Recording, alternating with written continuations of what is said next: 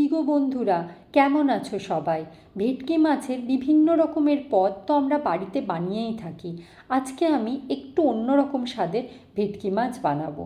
এখানে আমি 4 পিস ভেটকি মাছ নিয়ে নিয়েছি। তারপর ওর মধ্যে দিয়েছি নুন, হলুদ, টক দই। আচ্ছা, আমি সাদা তিল, পোস্ত আর কাঁচা লঙ্কার একটা পেস্ট বানিয়ে নিয়েছিলাম। ওই পেস্টটা এখানে দিয়ে দিয়েছি। আর দিয়েছি সর্ষের তেল। তারপর সমস্ত কিছু ভালো করে মাছের গায়ে মাখিয়ে নিয়ে ওপর থেকে চেরা কাঁচা লঙ্কা দিয়ে আমি আধা ঘন্টা মতো মাছটা ম্যারিনেট করে রেখেছিলাম। তারপরে কড়াতে সর্ষের তেল গরম করে একটা একটা করে মাছের পিস দিয়েছি। তারপর দইয়ের মিশ্রণটা দিয়ে চাপা দিয়ে দিয়েছি। কিছুক্ষণ পর হালকা হাতে মাছটা উল্টে দিয়েছি। তারপরে আমি নামিয়ে নিয়েছি। ভেটকি মাছ যেহেতু খুব নরম মাছ, তাই বারবার আমি নাড়াচাড়া করিনি।